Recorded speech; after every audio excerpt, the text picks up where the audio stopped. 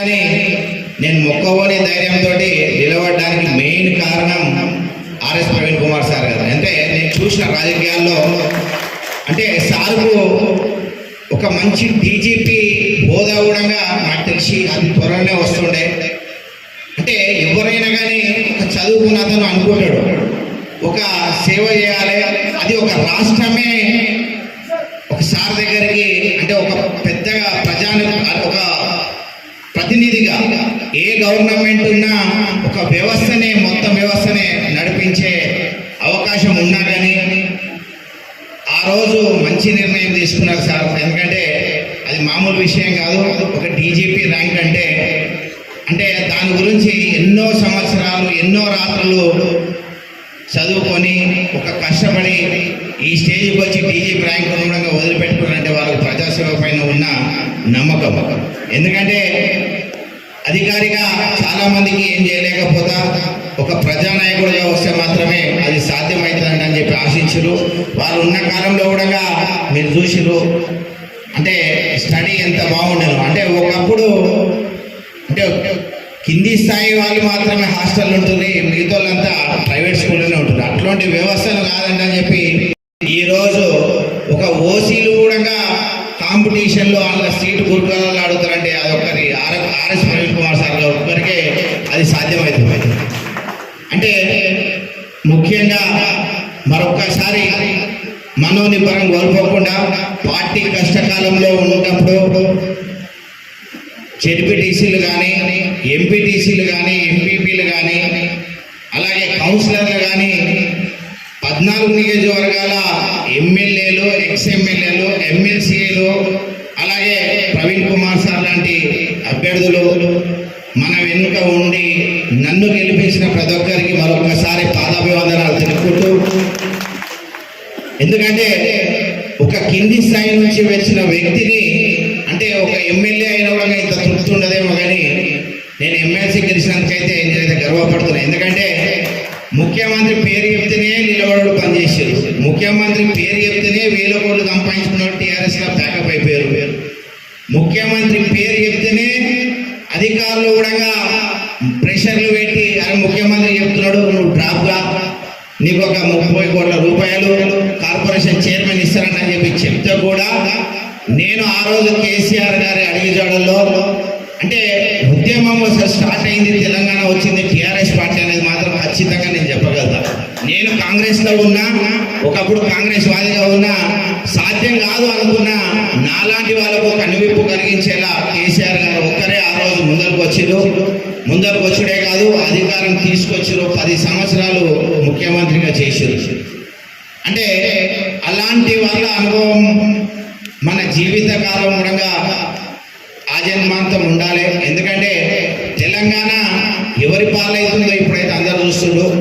దానికి తొలిమెట్టుగా నన్ను ఒక బాణంగా మహబూబ్ నగర్ ప్రజలు మళ్ళా తెలంగాణ గురించి పోరాడే వ్యక్తిగా తెలంగాణ సైనికునిగా ఈరోజు కేసీఆర్ గారికి నన్ను అందించినందుకు ఆజన్మాంతం పాలమూరు ప్రజలకు రుణపడి ఉంటారు. అలాగే ఉప్పల్ చారిటబుల్ ట్రస్ట్ గురించి ఎంత చెప్పినా తక్కువనే. ఎందుకంటే 1000 కోట్ల ఆస్తున్న వాళ్ళు కూడా ప్రవీణ్ కుమార్ సార్ చెప్పినట్టు ఆపత్కాలంలో అందరూ డోర్లు బంద్ చేసుకున్నారు.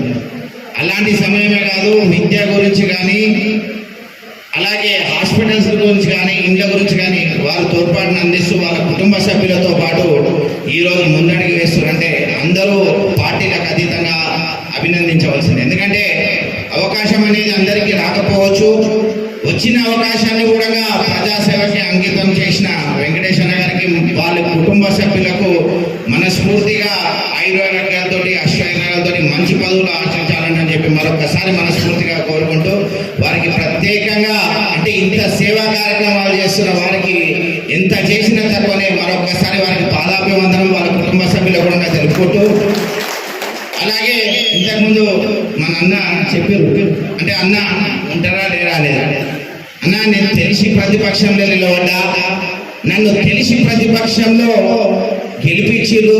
గెలిపించిన స్థానిక సంస్థల ఎంపీటీసీలు జెడ్పీటీసీలు కౌన్సిలర్గా సాక్షిగా చెప్తున్నా, నేను మీరు ఇచ్చిన పదవిని ప్రతిపక్షంగానే ఇచ్చారు. ప్రతిపక్షంలో 2028 వరకు నేను ఇదే పార్టీలో ఉండి మీ తరఫున గొంతుకనే వినిపిస్తా తప్పించి ఏదో ముఖ్యమంత్రికి చెంపపెట్టు లాంటి సమాధానం ఇచ్చారు. అది మామూలు విషయం కాదు. అంటే ఒక్కో సామెత ఉంటుంది, బీజేపీ అక్కడ ఏదో రామ జన్మభూమి కట్టిందండి అని చెప్పి మనం ఇక్కడ ఓటేస్తే అయోధ్యనేమో బీజేపీని ఓడగొట్టారు. ముఖ్యమంత్రిని చూసి అందరూ రేవంత్ రెడ్డి అట్లా చేస్తాంటే ఇట్లా చేస్తాంటే అదే డిస్ట్రిక్ట్ ముఖ్యమంత్రి అంటే ఎంతవరకు పనిచేసిందో మీరు ఎమ్మెల్సీ ఎలక్షన్లో చూసిరో, లైవ్ గా మహబూబ్ నగర్ ఎంపీ అయితే మరీ చూసిరు.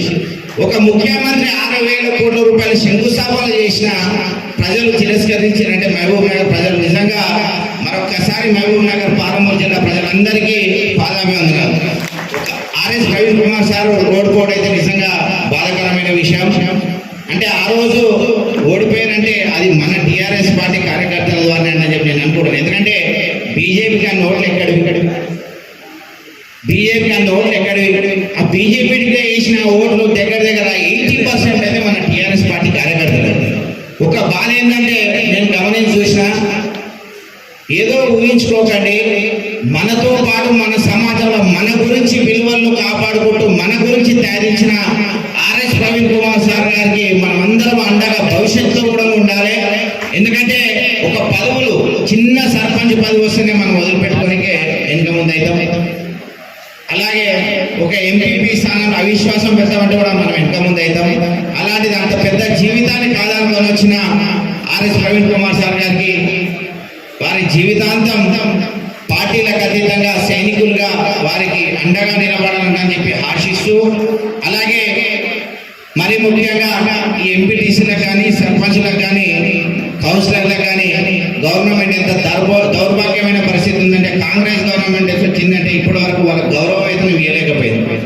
గౌరవ వేతనం ఏం లక్షలు కాదు, అది మా ఎమ్మెల్యేలకు ఎమ్మెల్సీలకు వచ్చినట్టు 2,70,000 3 లక్షలు కాదు, 5,000 రూపాయల గౌరవ వేతనం నడుపుతున్నా ఈ రేవంత్ రెడ్డి గారికి మరొకసారి పత్రికా మిత్రుల సందర్భంగా చెప్తున్నా, ఇప్పటికైనా బుద్ధి తెచ్చుకోండి. అంటే ఎందుకు బుద్ధి తెచ్చుకోమని నేను చెప్తున్నంటే, 5,000 రూపాయలు 3,000 రూపాయలు కూడా నువ్వు ఈ గౌరవ వేతనం ఇయ్యలేని నువ్వు ఒక ప్రజాప్రతినిధి అంటే అని చెప్పి చెప్పుకోవడానికి నాకైతే సిగ్గు అనిపిస్తుంది. ఎందుకంటే ఒక ప్రజాప్రతినిధులు వాళ్ళు సర్వస్వాన్ని ద్వారా పోసి వాళ్ళ కుటుంబాలను కూడా పక్కకు పెట్టి ప్రజాసేవలో నిమగ్నమై ఈ రోజు ఇంత కష్టపడి అంటే దేశ అభివృద్ధిలో, మన తెలంగాణ అభివృద్ధిలో, మన పాలమూరు అభివృద్ధిలో కూడా వాళ్ళు తోడ్పడ్డారు. అది మర్చిపోవద్దు. అంటే నువ్వు పార్టీలకు అతీతంగా వ్యవహరించాలి ముఖ్యమంత్రి. కానీ టీఆర్ఎస్ పార్టీలు ఎక్కువ ఉన్నారు, కౌన్సిలర్స్ ఎక్కువ ఉన్నారు, జెడ్పీటీసీలు ఎక్కువ ఉన్నారు, ఎంపీటీసీలు ఎక్కువ ఉన్నారు, వీళ్ళకెందుకు గౌరవవేతం అని చెప్పి ఒక నీచమైన సంస్కృతి తెరలేపారు. అలాంటివి మరొకసారి పునరావృతం కాకుండా వీళ్ళకి ఎంబడే గౌరవ వేతనము విడుదల చేయాలని చెప్పి ముఖ్యమంత్రి గారికి కోరుకుంటూ, అలాగే ఇప్పుడున్న సర్పంచులకు కానీ మాజీ సర్పంచులకు కానీ ఎంపీటీసీలకు కానీ ఒక 2 సంవత్సరాల పదవి కాలం కరోనాతో పోయింది. అది ప్రజలు కూడా గమనించాలి. ఇప్పుడు ఏదైతే పరవినియోగం చేస్తున్నారో ఎంపీటీసీలు కానీ జెడ్పీటీసీలు కానీ మాజీ సర్పంచులు కానీ మండల ప్రజలు కానీ కల్వకుర్తి నియోజక ప్రజలు కానీ జిల్లా ప్రజలు కానీ ఒక్కసారి ఆలోచించి మళ్ళా ఒక్కసారి వీళ్ళందరికీ ఏదో ఒక రూపకంగా రాజకీయంగా మంచి పొజిషన్లో ఇవ్వాలని అని చెప్పి ఇంకొక 2 సంవత్సరాల కాలం పోయినందుకు ఇంకొక 5 సంవత్సరాల కాలం మళ్ళీ వీళ్ళని గెలిపించాలని చెప్పి మనస్ఫూర్తిగా కోరుకుంటూ, ఈరోజు పదవి విరమణ చేస్తున్న మీరందరికీ అంటే ఇది ఒక చిరు సత్కారంగా వెంకటేశ్వర పెట్టిండు. అంటే వీరికి విరమణ అనేది కాదు, మీకు ప్రజా జీవితంతో ముడిపడ్డోళ్ళు గెలిచినా ఓడినా సమానంగానే తీసుకోవాలి. ఎందుకంటే నేను పార్లమెంట్ ఎలక్షన్ చూసిన, రాష్ట్రంలోనే ప్రవీణ్ కుమార్ సార్ 2వ ప్లేస్ వస్తే మీకు అసెంబ్లీ కంటే కూడా ఎక్కువ ఓట్లు ఈరోజు ప్రవీణ్ కుమార్ సార్కి వేసినట్టే మీ రూపంలో అంటే కల్వకుర్తి నియోజకవర్గ ప్రజలు నిజంగా చైతన్యవంతం. సార్ ఓడిపోయినా కానీ ఒక ఎమ్మెల్యే అభ్యర్థి కంటే కూడా ఎంపీ అభ్యర్థి అంటే ఒక వ్యక్తిగతంగా కూడా చూసిరంటే అది చాలా అభినందించే విషయం. అలాగే పార్టీ పునర్నిర్మాణంలో భాగంగా జయపాలన్న గారు, ఇక్కడున్న స్థానిక ప్రజాప్రతినిధులు ఉప్పల వెంకటేశ్వర గారు ఒక సైనికులుగా పనిచేసుకుంటూ కల్వకుర్తి నియోజకవర్గంలో అందరి సహాయ సహకారాలతోటి మున్ముందు ఎన్నో విజయాలు సాధించి సర్పంచుల్లా ఎంపీటీసీలా జెడ్పీటీసీలా మన వాళ్ళని గెలిపించుకుంటూ మళ్ళా కల్వకుర్తి నియోజకవర్గంలో గులాబీ జెండా ఎగరేసేలా హార్నిషన్ కృషి చేస్తారని చెప్పి ఆశిస్తూ, మరొకసారి ఉప్పల్ చారిటబుల్ ట్రస్ట్ సభ్యులు వెంకటేశ్వర గారికి ఇక్కడ పదవి విరమణ చేసిన ఎంపీటీసీలకు జెడ్పీటీసీలకు వారందరూ ఆయుధ ఆరోగ్యాలతోటి అశ్వైర్యాలతోటి మనస్ఫూర్తిగా ఉండి ప్రజాసేవ ఉండాలని చెప్పి కోరుకుంటూ వారికి వారి కుటుంబ సభ్యులందరికీ నా కుటుంబం తరఫున ఎమ్మెల్సీ అనేది మీరు పెట్టిన భిక్ష అని చెప్పి మరొకసారి చెప్పుకుంటూ ఈ అవకాశం ఇచ్చిన మీ అందరికీ